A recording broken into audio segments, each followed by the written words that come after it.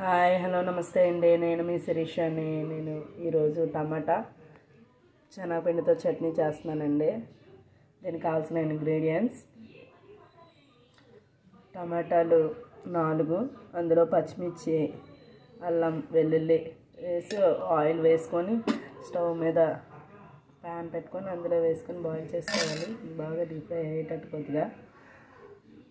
తర్వాత దీనికి కావాల్సిన పోపు దినుసులు: ఆవాలు, జీలకర్ర, మినపప్పు, పచ్చిశనగపప్పు, ఎండుమిర్చి, కరివేపాకు, ఉల్లిపాయలు 3, పచ్చిమిర్చి 6, కొత్తిమీర కొద్దిగా, అల్లం చిన్న ముక్క. ముందుగా ప్యాన్ పెట్టుకొని దీంట్లో ఆయిల్ వేసుకోవాలి. చూసారు కదా, ఆయిల్ వేసుకున్న తర్వాత పోపు దినుసులు వేసుకోవాలి.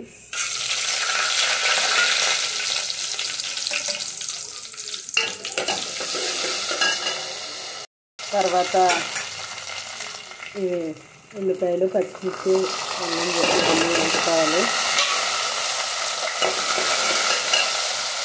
బాగా డీప్ ఫ్రై అయిన తర్వాత మిక్సీ జార్లో టమాటాది వేసుకున్నాం కదండి, ఇది గ్రైండ్ చేసుకోవాలి మెత్తగా. టమాటా, పచ్చిమిర్చి, అల్లం వెల్లుల్లి గ్రైండ్ చేసుకొని ఉంచుకోవాలి మిక్సీ జార్లో.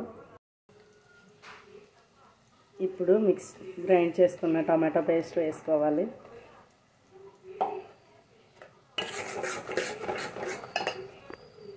ఈ విధంగా గ్రైండ్ చేసుకున్నాం కదా, ఇలా కలుపుకోవాలి.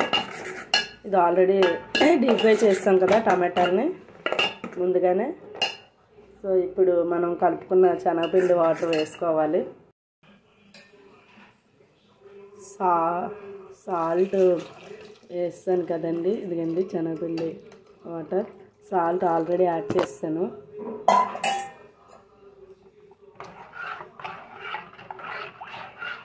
నాకు కొంచెం కొత్తగా చేయడం అలవాటు కాబట్టి నేను ఇది ఓన్గా తయారు చేసుకొని ఈ చట్నీ తయారు చేయడం జరిగింది. మీకు కూడా నచ్చితే మీరు ఇంట్లో ట్రై చేయండి. ట్రై చేసిన తర్వాత నాకు లైక్ చేయండి. నా వీడియో కనుక మీకు నచ్చితే సబ్స్క్రైబ్ చేసుకోండి.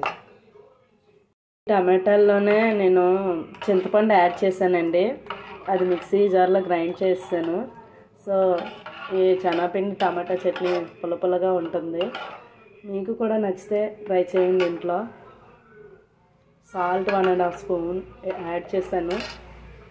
మీరైతే శనగపిండి చట్నీని ఎలా చేసుకుంటారో తెలీదు. నేనైతే ఇలా ఈ శనగపిండి చట్నీ చేసినప్పుడు మాత్రం ఈ విధంగా అలా షేక్ చేస్తూ ఉంటాను. చట్నీ రెడీ అయినంత వరకును కలుపుతూ ఉంటాను